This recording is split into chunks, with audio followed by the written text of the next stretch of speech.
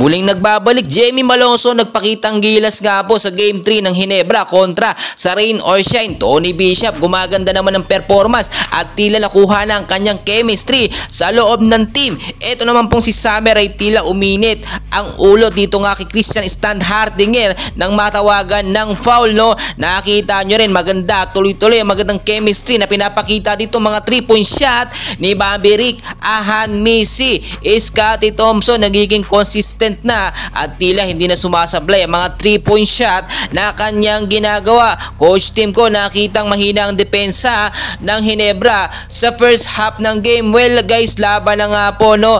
Ginebra kontra sa kupunan ng Rain or Shine at Game 3 na nga po ito ng Barangay Ginebra. So kinakailangan na makabawi at manalo, makabounce back ng Barangay Ginebra dito. So first 5 po ng Barangay Ginebra, wala pong binago si Coach Tim Con. Ganun din, same sa line-up nung nakaraang laban kontra sa Magnolia, which is pasok ng ating mga pambato. Eto nga pong si Tony Bishop, si Stan, Japet Aguilar, Maverick Ahan Misi at Scottie Thompson.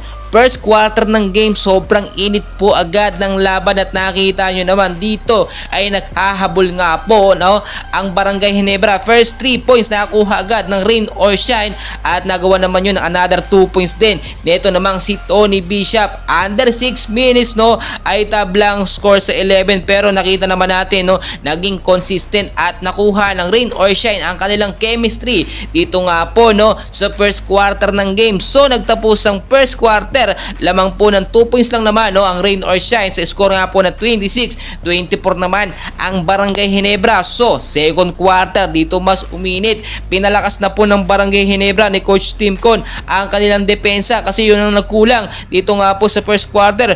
First 2 points nakuha ulit ng Rain or Shine, pero bigla namang yan binawian ng Barangay Ginebra at nagtuloy-tuloy ang magandang chemistry. Hindi po nawawala sa momentum ngayon itong si Tony Bishop, which is alam naman natin na dapat naging consistent talaga lagi ang kanyang mga galawan, no?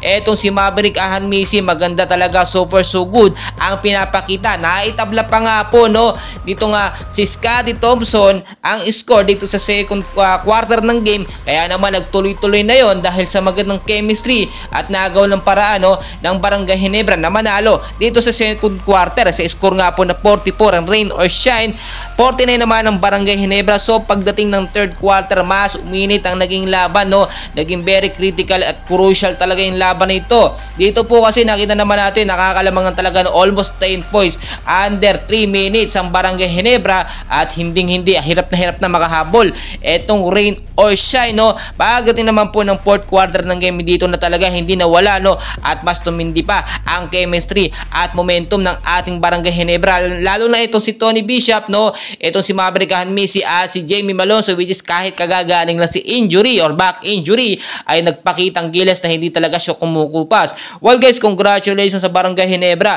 finally nanalo sila sa Game 3 kontra nga po sa kupunan ng Rain or Shine. Maraming